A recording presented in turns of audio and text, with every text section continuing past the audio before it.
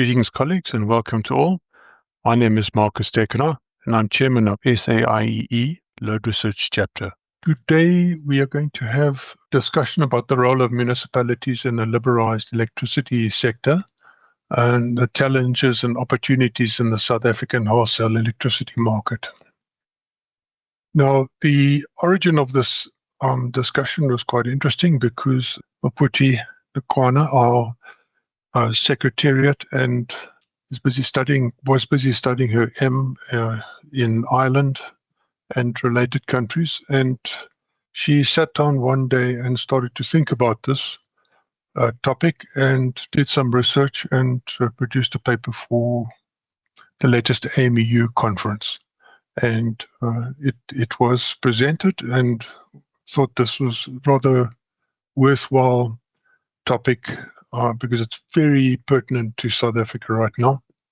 And during the course of the booking of this and the arrangement of it, it turned out that Sechaba Malahlela and Sechaba had actually completed an investigative report, which I'm hoping that Sechaba will highlight when he starts his section of the presentation. And they did this report in roughly the same area, and so it made sense that the contribution from Rabba and Sechaba was handled as supplementary in exactly the same session. So I'm going to just talk about the speakers that we're going to hear today, and then I will turn over to Mmaphuthi, who will lead, and then we'll go with Sechaba. And I think if we can have both presentations and then we do questions and answers, that'll work best. So Mmaphuthi, as I said, is our very valued secretariat for the Load Research Chapter, and she's an energy consultant at GLS Consulting, and there she is. And she specializes in power system infrastructure planning, geospatial network modeling, and energy management. She holds a BTech in electrical engineering from Tshwane University of Technology, and recently obtained an M in energy management at Technical University Dublin.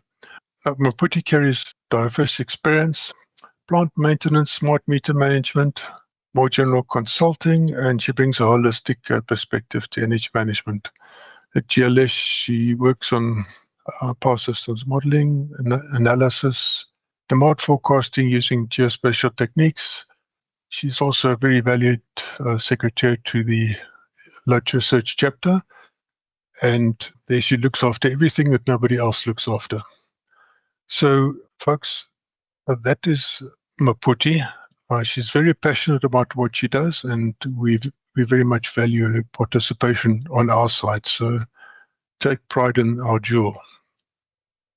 Talking about Sechaba Malahlela, Sechaba is a power systems engineer at Rabba Energy and technical lead of SAIEE Renewable Energy Chapter. Awesome to have folks from a man from the other side. Thank you so much. He's a strong background in energy system modeling, power system analysis, and renewable energy integration, with experience spanning both national and municipal contexts. His work centers on strengthening the technical and planning foundations required for just and sustainable energy transmission in South Africa. So he's got in-depth knowledge of planning and system optimization, as well as technical and institutional aspects of integrating renewable energy into existing networks. A good time for such skills, I have to say. He plays an active role in advancing discourse around grid transformation, local generation, market reform, and practical strategies for improving reliability and success. He is passionate about sustainable energy development, capacity building, bridging gap between technical evidence and policy implementation. So I think we've got some very good views on the ground today, and I think this will help with the discourse of this important sort of phase that South Africa is getting into, and particularly with fresh views. I think that it's very much welcomed. So, folks, I now hand over to Mmaphuthi, who will lead the presentation from our side. And Sechaba, I think dim yourself off and we'll let you highlight when Mmaphuthi is complete. Okay, Mmaphuthi, thank you. The floor is yours. Thank you for that excellent introduction, Marcus. Looking forward to this presentation, and I hope it's going to have some takeaways for people to think about and also to consider as we enter into the South African wholesale market and go through this process of market reforms. So as mentioned, I'll be doing a presentation regarding the role of municipalities in a liberalised electricity sector, highlighting the challenges and opportunities within the South African wholesale electricity market. So as some of us may know, the electricity sector is one of the primary industries of the national economy and is an important safeguard when it comes to economic development and social progress. With that being said, traditionally, we had our state-owned monopolies that were set up to leverage the economy of scale to allow for rapid construction of generation facilities and long transmission and distribution systems in order to increase access to electricity. These entities performed all of the functions, including generation, transmission, and distribution, which sounds very familiar to a lot of us. Another key mandate for these entities also included delivering power to citizens in disadvantaged areas at a high cost risk due to the lack of incentive for private companies to step in and to provide electricity within those regions.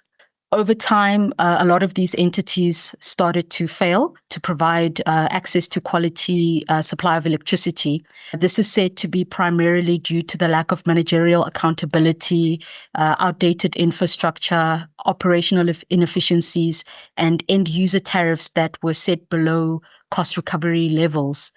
And according to a World Bank report in 1994, which was titled the Infrastructure for Development Report, issues in operations, inefficient planning, and investment plagued a lot of monopolies. And in a more recent review of that report in 2019, a lot of those problems still persist. So with the progress that has been made, the expansion of the grid and also the increased access to electricity, this state monopoly concept is slowly beginning to change, with more and more countries looking to adopt electricity markets through market reforms. Governments around the world are looking to introduce competition into the electricity ecosystem to address multiple challenges, which include inefficient investment, high operating or investment costs, the poor billing and collection rates seen. There's also a pressure on the fiscal system, which results in a drain in the public finances. They've also identified that there's a need to attract private financing, and also there's also a slow adoption of innovative technologies which are required to facilitate an energy transition as well. And of course, one of the main goals for a lot of the governments when it comes to conducting market reforms is in an attempt to dampen the high cost of electricity. So with that, what is an electricity market essentially? So an electricity market is a system where energy is traded between producers and end users, which is typically overseen by a market operator and facilitated by system operators. There are various different electricity markets that are around the globe. These markets are developed to address the previously mentioned challenges by introducing much needed competition to increase operational efficiency, boost generation capacity, drive innovation by attracting private investment into the sector, and of course, eventually look at reducing the cost of electricity. South Africa is no stranger to electricity markets, as we actively participate in the Southern African Power Pool, where electricity is traded among the countries within the Southern African Development Community.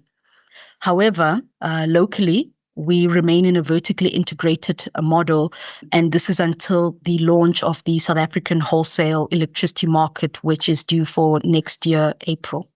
In order to reform the sector, the vertically integrated model then needs to be deconstructed by firstly unbundling the state monopoly, secondly deciding whether the market is centralized or decentralized, Thirdly, looking at the necessary regulatory and policy frameworks and making sure they are in place.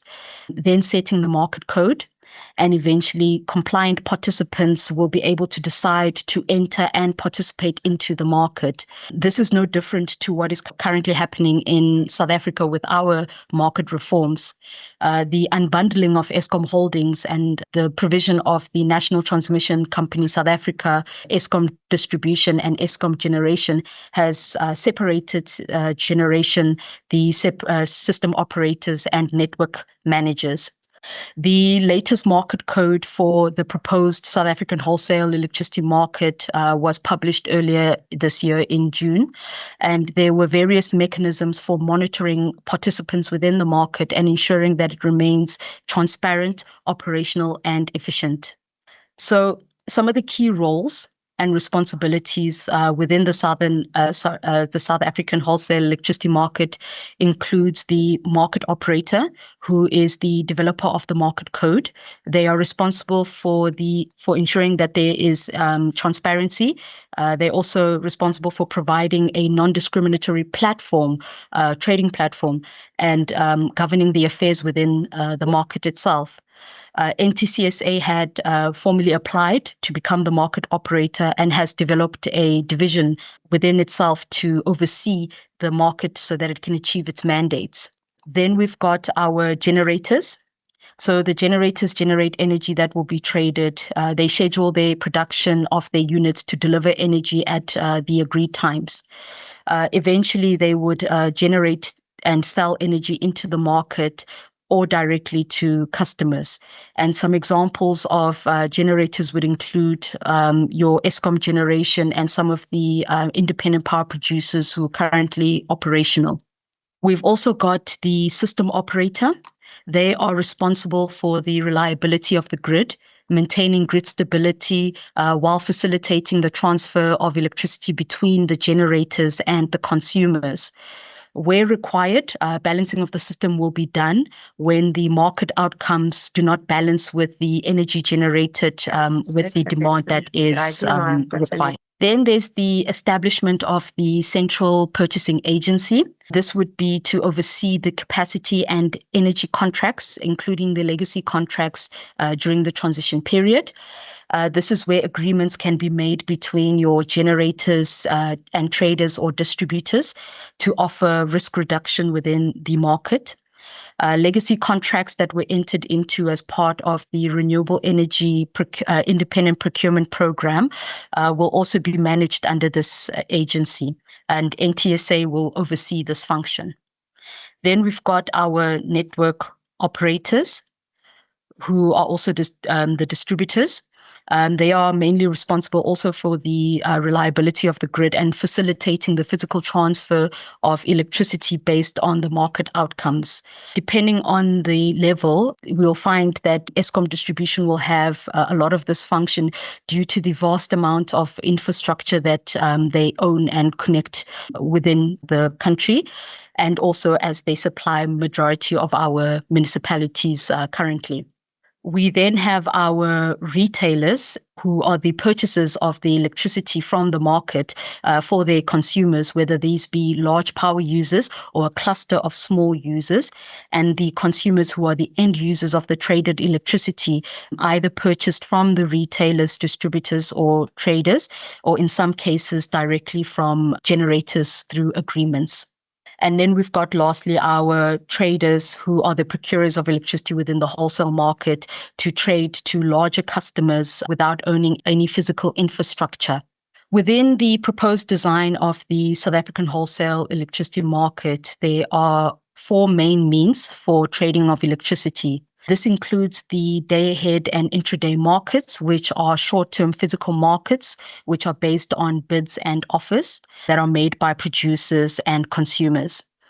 The electricity here is traded at the system marginal price. This is the point where demand meets supply on the traditional economic curve that a few of us are quite familiar with. This is going to be determined using a sophisticated algorithm where the bids that are received from generators are stacked from the cheapest to the most expensive, and also the offers received from those interested in procuring electricity from the market from the highest to the lowest.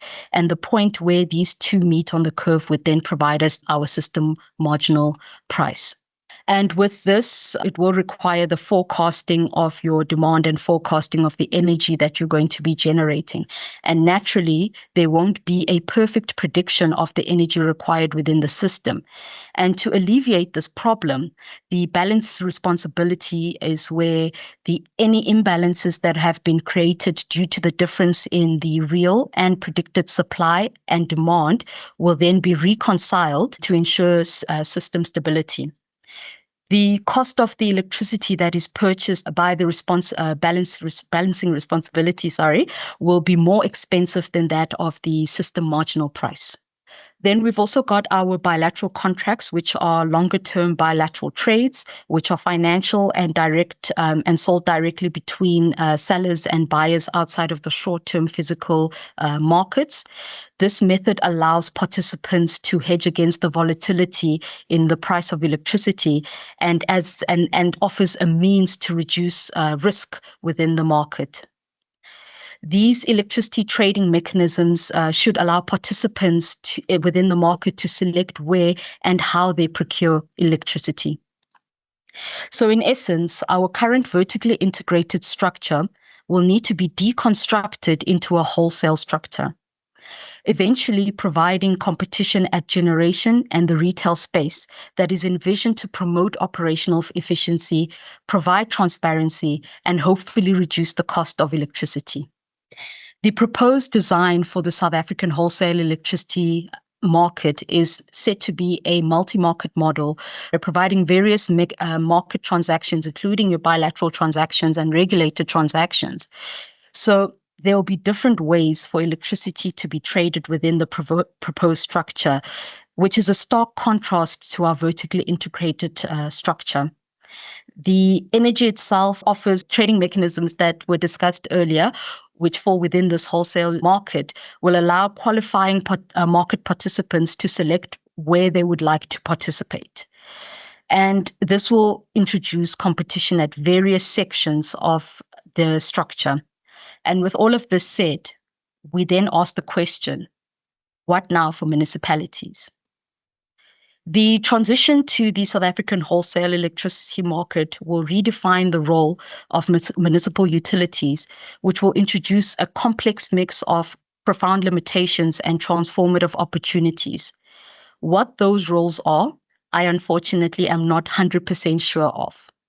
And this is quite scary when considering that municipal utilities distribute over 40% of electricity through their networks to end users. However, in order for us to tackle this concern, we should explore some of the limitations that have already been identified. One of the core limitations is rooted in the misalignment of the Municipal Finance Management Act and the need to redefine the municipal business model. Another is related to the budget allocations and contract timeframes.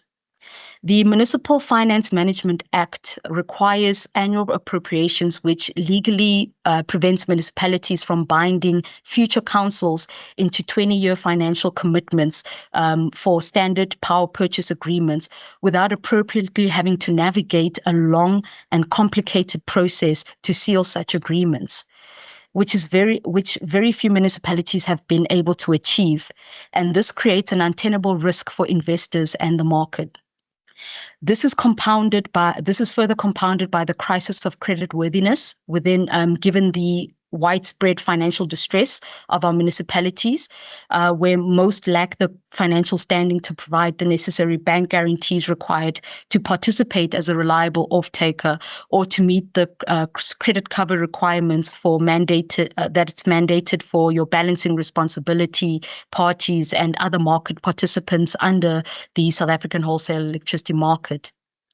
Another more concerning limit, I feel, is the lack of sufficient capacity to meet the current operational requirements. If municipalities decide to participate within the market, the technical, trading, and financial skills to act as a market participant may potentially exceed the current capacity of most municipalities. However, it is possible that if a municipality chooses not to actively engage within the market, they risk financial and operational decline. By remaining passive bulk buyers, they remain at risk of being exposed to the escalating wholesale tariffs without having the tools to manage these costs. This may potentially lead to some of their largest customers opting to bypass them and prefer bilateral and wheeling transactions, further reducing their revenue base. Municipal utilities, particularly those in good financial standing, may also forego critical opportunities to generate new revenue streams through activities such as generating and selling their own excess generation into the market. On the flip side of that, when we look at the potential opportunities, municipalities that are in good financial standing and adhering to the Section 34 determination could look at establishing generation facilities and becoming a generator and selling electricity into the day-ahead and intraday markets. Some may decide to restructure their business model where they completely concede the selling of electricity and subsequently the purchase of electricity to instead manage and charge cost-reflective use of system rates, facilitating the transfer of electricity between generators, retailers, and large power users. This could even potentially attract more large power users into the municipal boundary by offering attractive rates, further bolstering the economic activity within the municipality. And for some larger municipalities, those with significant load sizes, they can take control of their load management by strategically leveraging the municipal load during peak hours and getting paid to essentially balance the grid. And for some municipalities, and probably for most, they could retain their role as default off-takers to Eskom distribution. However, some policy changes would then be required that will guide and enable their participation within the market. This could be through formalizing some existing relationships between the municipality and Eskom distribution, where service level agreements can be signed to regulate Eskom's activities within the municipal boundaries to ensure that there is a mutually beneficial relationship between the parties while serving the customers. And realizing some of these opportunities, though, will require good financial management, market understanding, and innovative models that will work within the confines of the existing legislation. Clarity will be needed in the envisioned role of municipalities within the proposed design of the South African wholesale electricity market to allow municipalities and their representatives to consider where and how they can participate and respond to the upcoming changes. The municipal utility journey in the South African wholesale electricity market will be one that's dependent on the capability and capacity of the utility. While a few well-resourced metros and local municipalities may develop the capacity to act as sophisticated market participants, for most, the immediate future may seem bleak without an understanding of what the end game is within the market. Support will definitely be needed to aid these municipalities to be educated and capacitated to participate within the market. If not, many of the municipalities may crumble with the loss of their largest revenue generator, which is the provision of electricity services. And with all of this said, the design of the South African wholesale electricity market itself should also not be an exact blueprint, but rather an evolutionary process where new challenges, new market conditions, new technology brings refinement to the model. It's expected that the proposed design for SAWEM will need to be adapted and crafted over time to sustain such changes.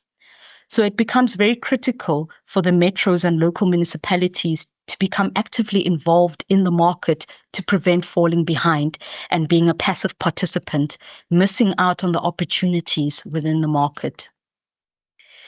Clarity will be needed to ensure that our municipalities understand where they can participate, if they can participate, and this will enable them to plan and to strategize better. Municipalities' involvement in the development of the market over time can be facilitated by inserting representatives from the Association of Municipal Electricity Utility, AMEU, or your SALGAS, the South African Local Government Association, within market advisory committees to ensure that the challenges and experience that can be considered within the refinement of the market model over time. Your institutions, such as your AMEU and your SALGAS, who are supporting these metros and local municipalities, will also play a key role in facilitating discussion platforms and advocating for the necessary policy changes that will support the sustainable participation of these municipal utilities within the market. And without this, the existence of our electricity utilities will be threatened, continuing a financial downward spiral, affecting our most vulnerable constituents.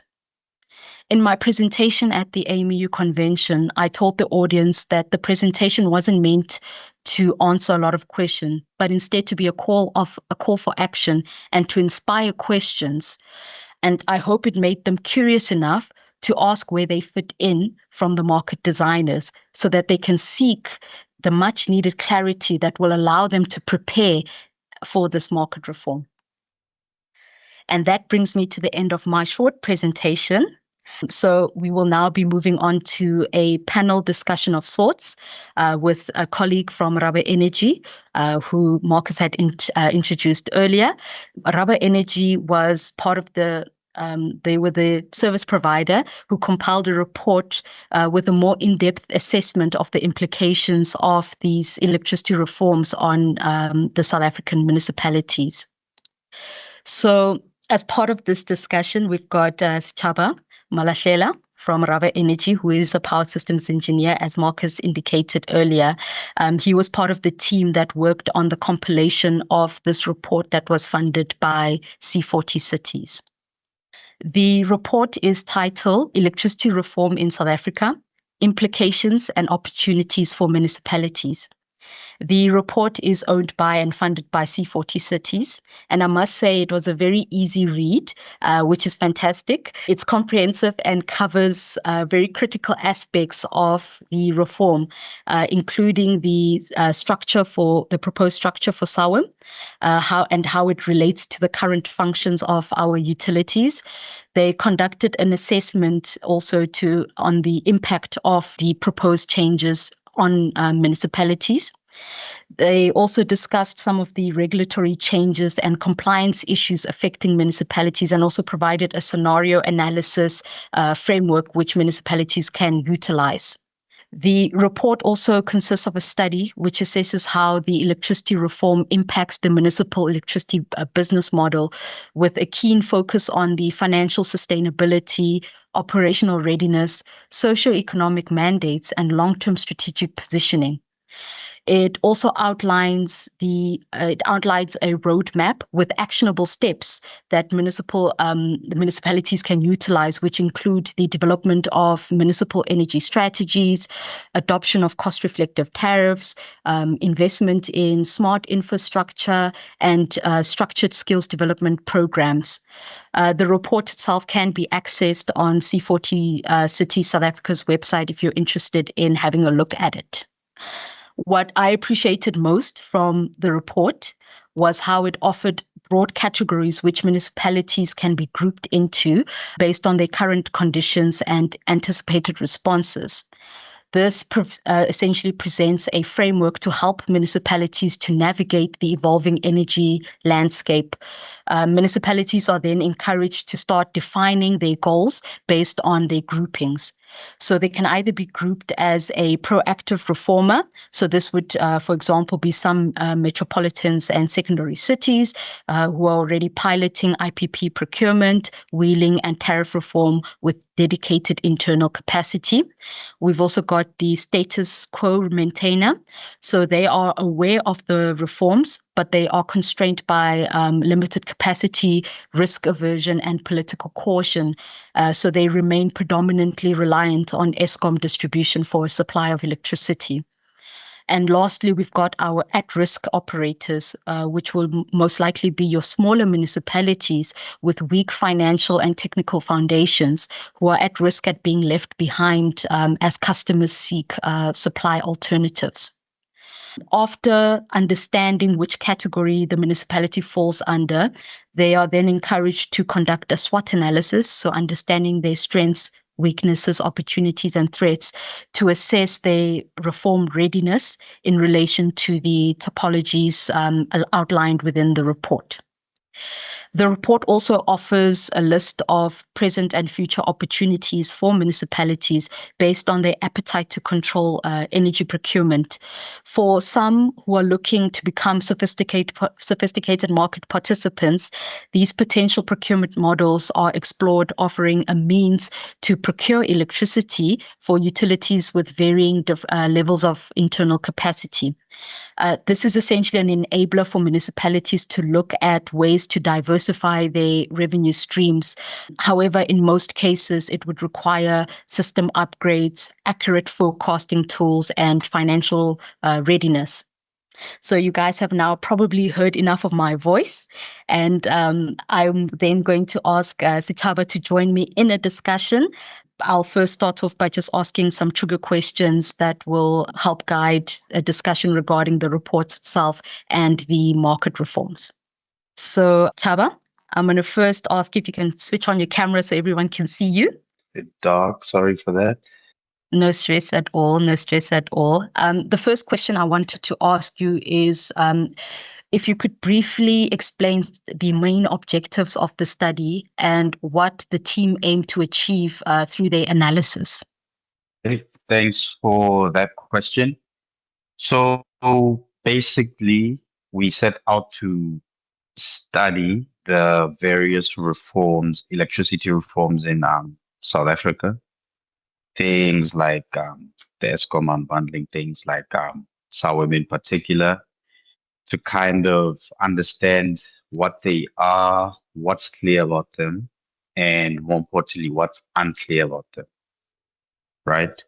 And also looking at reforms that are currently happening and things that have happened in the, I'd say, recent past, right? Then we also want to have a look at the current state of municipalities and the way they're structured, right? To get us status quo of the municipalities, and then gauge how that relates to the future coming electricity reforms, as well as the energy market, the electricity market, sorry. And then from there, kind of help bridge that gap in information as far as developing a framework for the municipalities to be able to self-assess, and then come up with, I guess, more so of a readiness for participating in this upcoming electricity market.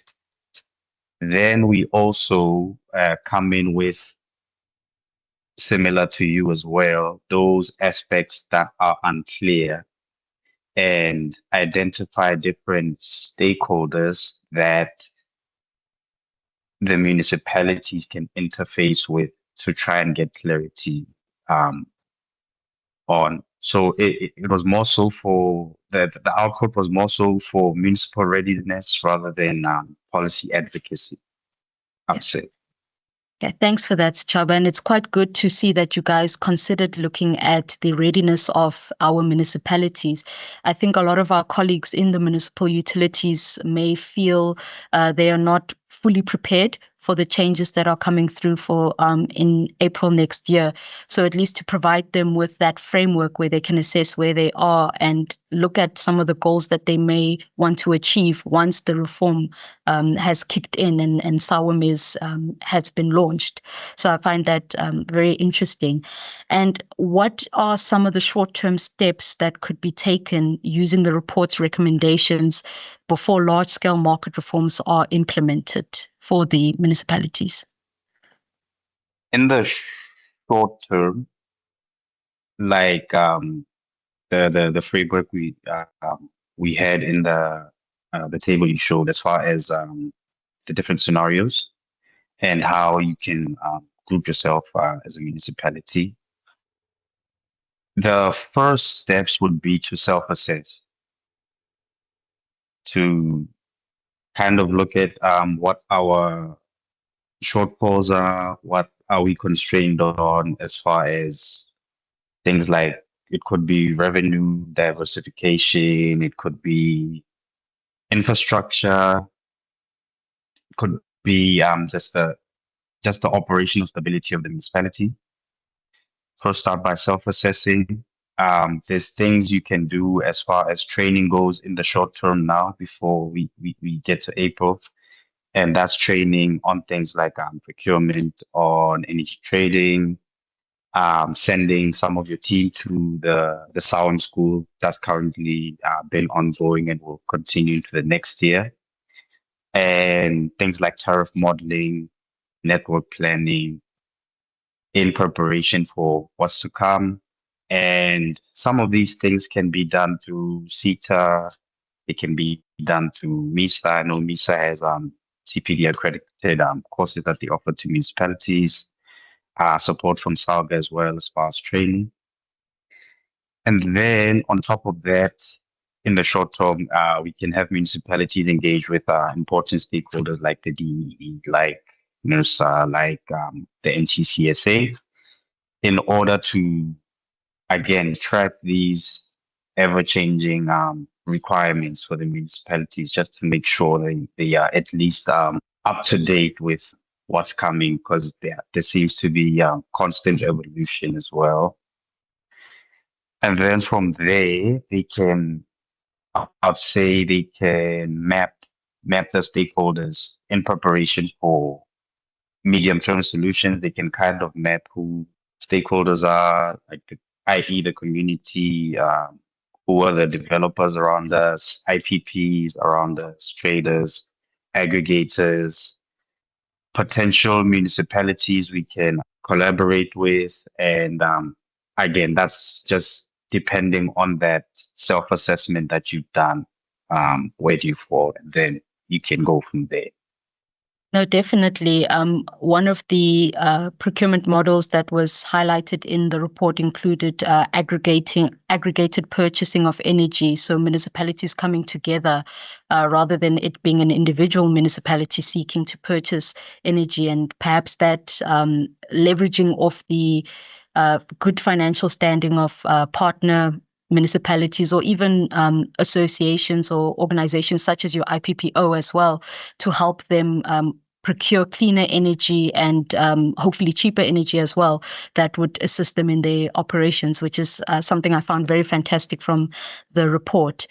I'd like to also just ask you how you think future studies can build on this one to monitor the effects of the reform over time. I'll say future studies can include a design of a monitoring framework, something the municipalities can use. Municipalities and the stakeholders we just talked about to kind of track progress over time. We can have things like a dashboard. We can have a dashboard where municipalities can submit certain key performance indicators just to analyze how they're doing over time, as well as far as the reforms and meeting requirements, who is procuring IPPs, who like they basically just to see who's doing what. It helps with kind of transparency and again seeing who can I work with, who can I learn from. I think it's a very easy way to have like a public dashboard for that information to be available to the different municipalities so they're not, scratching their heads.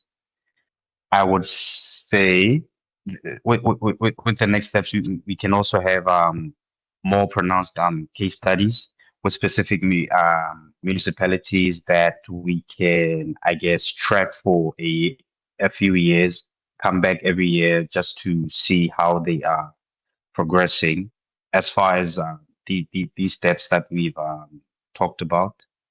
Yeah. The steps of training and capacitating themselves, or again, like different municipalities will have different goals and ideas based on where they are grouped. And we can have different case studies of those different scenarios we have and track them over time, I'd say. No, definitely agreed. I think a tracking mechanism would be fantastic to have, just to see the progress of our municipal utilities in their participation within the market. And this can also feed into some of the information received by the market advisory committees as well, to consider as they adapt and craft this market reform over time. Yeah. So that was my last question for Sechaba, and I'd like to open the floor for questions from the audience as well, and also hand back over to Marcus. Thank you very much, Mmaphuthi. I think you're doing such a good job, you should simply carry on. But let's see what the audience has to say. I note that there have been posts. There's a link to a carbon-free energy for cities report which has come through. And so on and so on. So keep an eye on the chat box for these inserts. I myself have a question in lieu of questions in the chat. Folks, if you have any query about this topic, please either put up your hand or drop a question in the chat, and let's see what you have. While we're waiting for the audience to respond, Mmaphuthi, I have a question, and it goes to the financial readiness of the municipalities. I think it was mentioned as creditworthiness. Is this not going to be a major impediment to participation in the market? I seem to have hijacked a question from Ricardo, so if you can take him next. We know that there are roughly 80% of municipalities that are kind of struggling with financial stability, they call it. Is this not a game changer if only 20% can participate, actually? Thanks. Thanks for that question, Marcus. It is a very good one to bring up when we speak about the financial state of our municipalities. But I'd like to throw in or highlight something that I found, at least in some of the consultancy work that I've done, where you'll find that the municipality as a whole, financially, they're not performing well. But if you're able to isolate the electricity business itself and ring fence it, quite a few, or rather quite a lot of municipalities are actually making profit.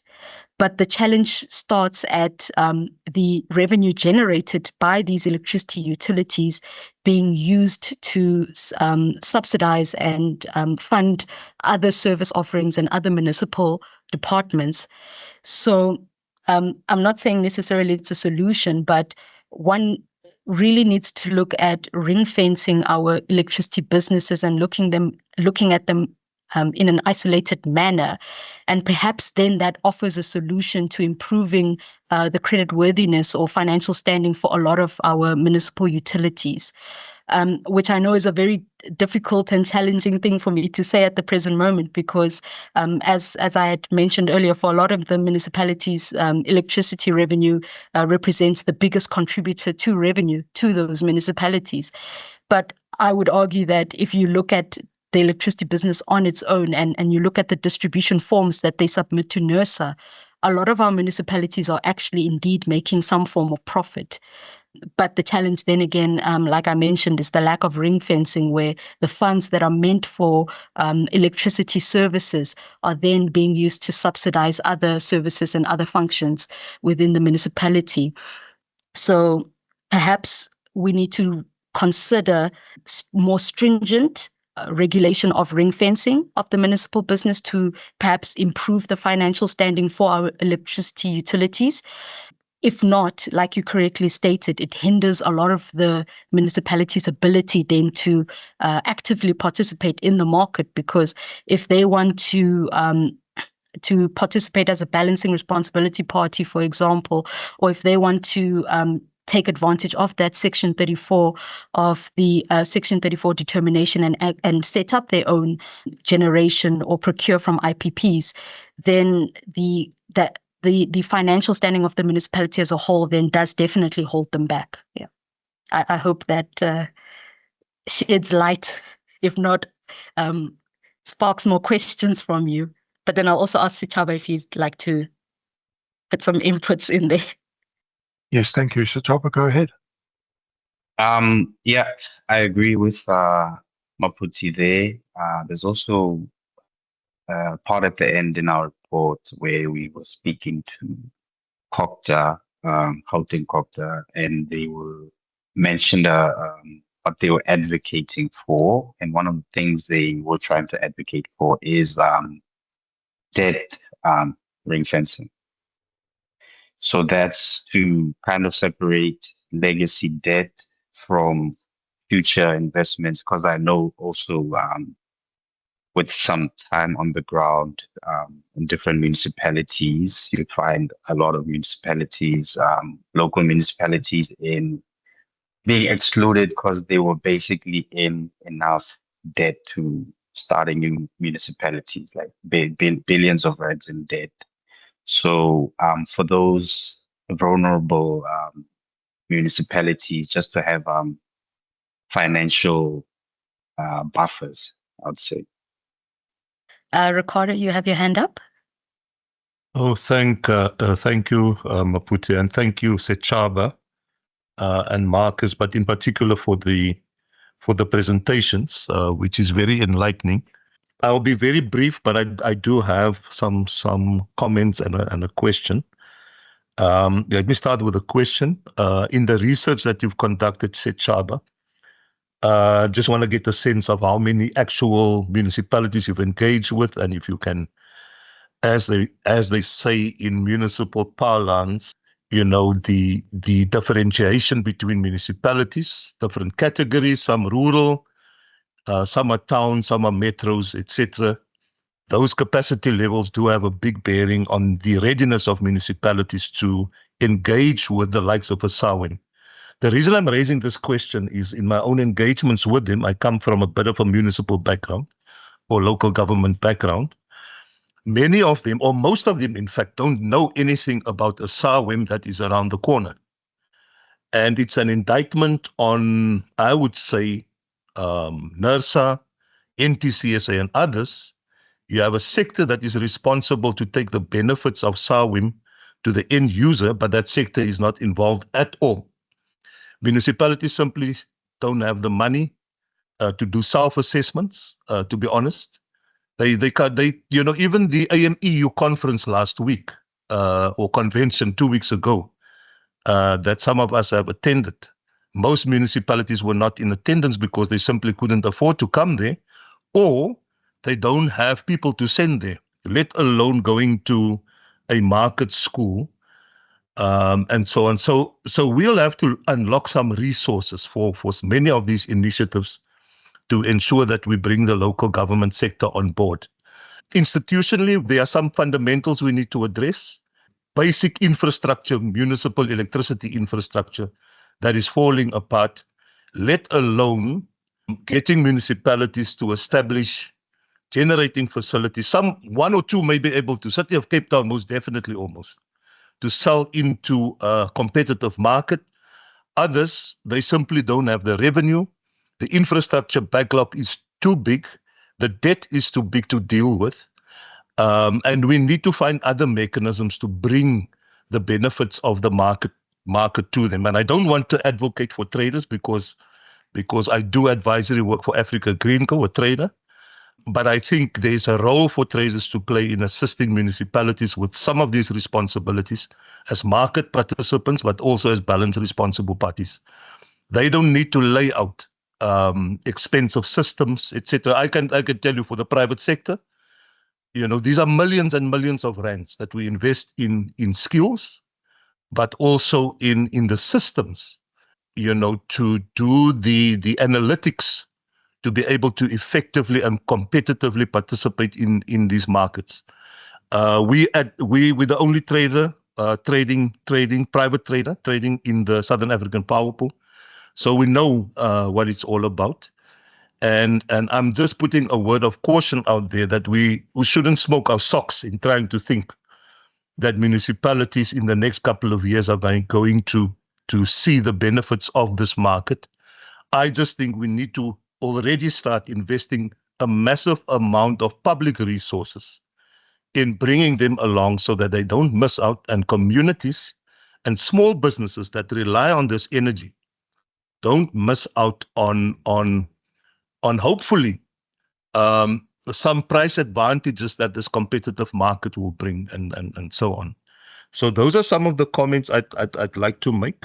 But I think this is a very good first step and a step in the right direction to start unpacking these issues. We just need to take it to the actual audience. Thank you.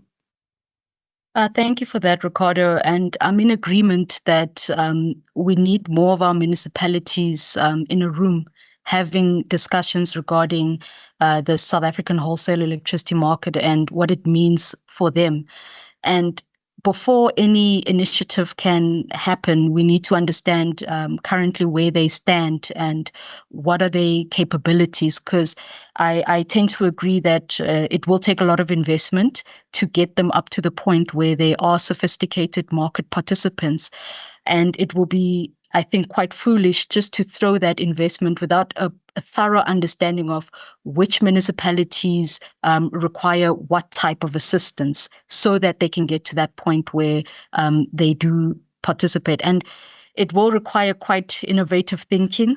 Unfortunately, I think for myself, I'll say I'm at the capacity at the moment with a lot of the things that I've been doing this year. But to get the right people around the room, such as yourself, who's an advisor to a trading company, you bring this unique perspective from municipalities into that space, and having our colleagues from the municipality listen to what are the reforms, what is planned to happen, and then for us to listen to them in terms of where they are currently in terms of whether it's financial resources, physical resources such as the amount of labor that they have, their financial know-how, and all of that, for us to have that foundation just to know how far behind or how far present they are, so that we can be a bit more strategic in some of the initiatives that your likes of your Kohta, MISA, and all these associations that are there available to the municipalities to assist them, so that we have a better understanding of from where are we assisting them, what type of help will be the best in terms of, I want to almost say, least cost. So we're trying to be strategic with the type of help that would be catered to our different municipalities. And just on the report that Rubber Energy and them worked on, with that framework that they provided, it's not necessarily something that costs a lot of money, but it asks the right questions. It gets the municipalities to assess and look within themselves to understand where they currently are, so that they can eventually look at what type of goals they need to set should they want to participate within the market. And it's my hope, and with this presentation, and I also presented at the AMEU convention as well, to spark this dialogue and to get more people around the room, to get more people talking about it, so that such resources such as this report can reach our municipal colleagues, so that they at least have that starting point. Yeah. Thanks, Mmaphuthi. Any other questions from the audience? I have a couple of contributions from my side. If I can perhaps just Yes, come please, in go and ahead. say thank you very much, Mmaphuthi, and then your colleague there for this presentation. I think it definitely sparks interest. You can see a lot of participants as well. Okay, I've got two questions. The one is really, I haven't really heard any mention of who pays for the ancillary support, which is currently provided mostly by Eskom typically at this stage. So where does the ancillary support costs come in and who would fund that? So let's stop with that first question. Thanks. And I'm sorry, just for clarity, Gordon, when you say ancillary support, do you mean from a systems perspective, such as like your ancillary services to maintain grid stability, or just Yes. Okay. Yes, that's exactly what I'm referring to. Thanks. Okay, great. So this is where I bring the example of Ireland, where I went to do my studies. So they also didn't when they created their market and went through their market reforms, the majority of that cost was left with the system operator themselves. But through time, when they increased a lot of their renewable energy penetration, they realized that they needed a lot of these ancillary services to maintain grid stability. And to address this issue, they actually developed a program where they would be procuring some of the ancillary services within the market itself.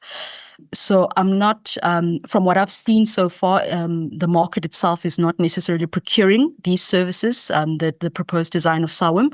But I would like to believe that over time, as we increase our renewable energy penetration and we start to have a lot more, let me not say there isn't, but a lot more issues on the grid, the market designers would then look at it and find means to create mechanisms such as capacity markets and procuring ancillary service from the private sector to help address the needs of the grid. And so that's how I would imagine it happening, just looking at the case of Ireland, where it was something that was included over time as they developed their market. I hope that answers your question. Thank you very much. I'd like to see that sort of just mentioned in future interactions as well, just to say there is that warning. But thank you very much. You answered it well. I'm open to listen to any other people's comments there as well. But if I can just quickly go back to my second question. On slide 5, you have the map mostly of Europe, where the euro costs listed. And I found it very curious to see the wide price differences. So I'm just curious to know a little bit more about that. And that's my final question. Thanks. That's a very good question, Gordon, on that. I think it's because they have independent markets that are interconnected with each other. And each of those different countries tend to have varying differences in terms of generation that's available there.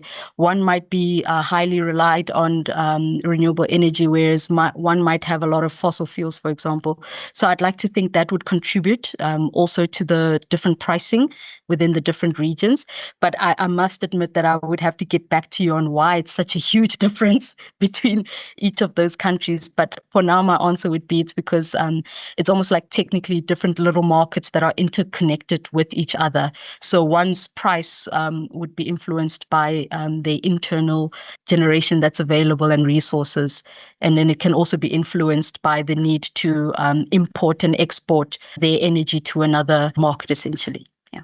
Thanks, Mmaphuthi. I think you answered it quite well. I don't expect you to know all the answers, but it was just very curious for me. Thank you.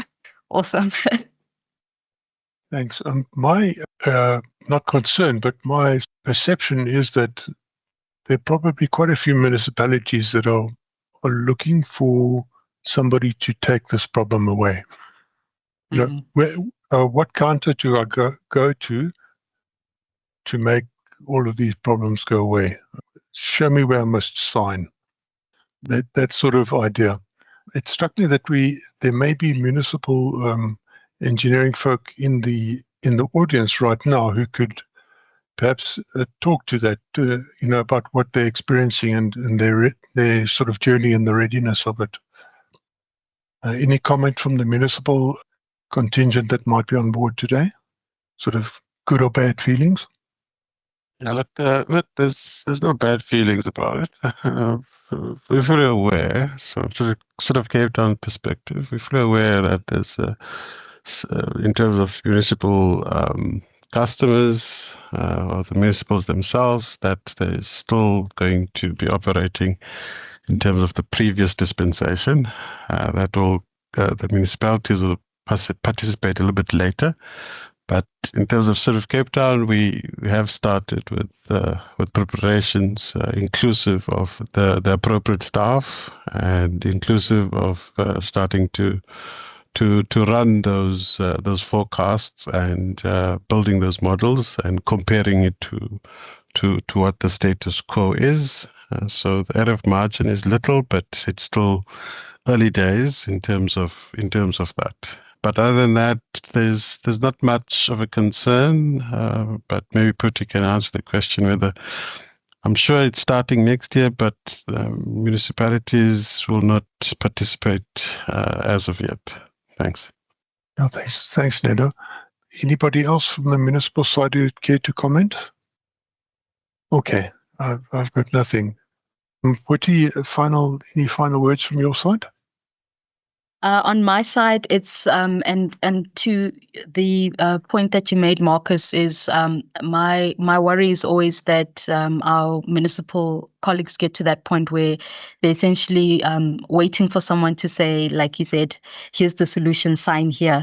But with this presentation and with this, I want to almost call it a movement. We're just really trying to get a lot of our municipalities thinking about where they would fit in within the market itself, so that they can start to understand, are they ready? If they're not ready, what do they need to do to get ready, so that we can get to a point where the market ends up benefiting majority of the parties that participate with it, and that the goals of the market is reached, and we get to a point where we have this transparent system that will not just boost generation capacity, but also offer us flexibility in terms of our energy needs and moving towards a sustainable future.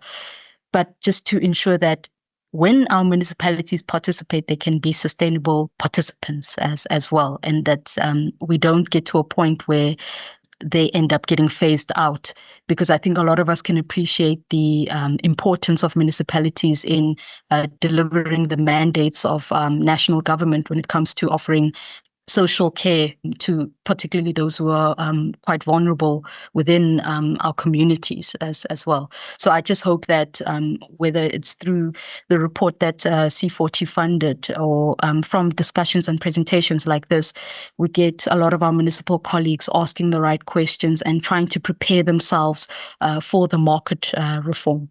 Yeah, thank you. Yeah, thanks, Mmaphuthi. As you said, this is the start of a movement, and it strikes me that there is some elements in common with the sort of the EPC drive that we've seen in industry as well. So these things, it's a big ship and it takes a while to steer. That's it then from this side. Thank you very much to those that have logged in for the presentation and the discussion. Mmaphuthi, thanks to you, and thanks to Sechaba as well. Many thanks for your presentations, and we hope to see more in this area. Thanks.